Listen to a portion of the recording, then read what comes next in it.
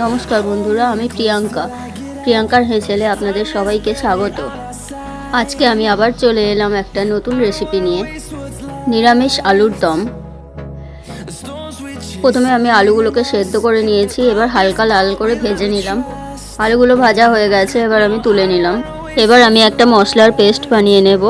টক দই, আদা বাটা, টমেটো, কিশমিশ আর কাজু একসাথে দিয়ে ভালোভাবে পেস্ট করে নেব। কড়াইতে আরেকটু সর্ষের তেল দিয়ে দিলাম, ফোড়নে কাঁচা লঙ্কা দিয়ে দিলাম, যে মশলাটা পেস্ট করে রেখেছিলাম মশলাটা দিয়ে দিলাম।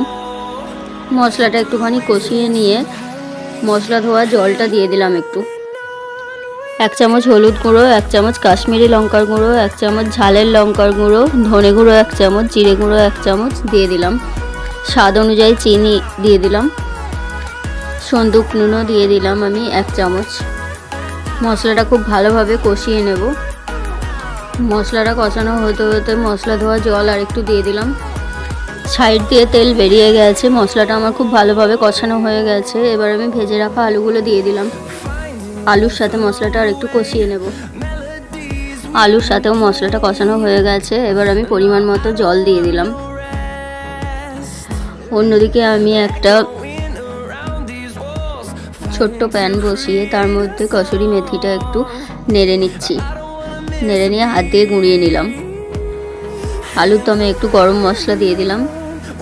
ঝোলটা যখন মাখো হয়ে যাবে তখন নামিয়ে নিলাম। ওপর থেকে ভেজে রাখা কসুরি মেথিটা হাত দিয়ে গুঁড়ো করে দিয়ে দিলাম। রেডি হয়ে গেল নিরামিষ আলুর দম। এই আলুর দমটা লুচি, পরোটা যে কোনো কিছুর সাথেই ভালো লাগবে খেতে। আপনারা অবশ্যই একদিন বাড়িতে বানিয়ে দেখবেন।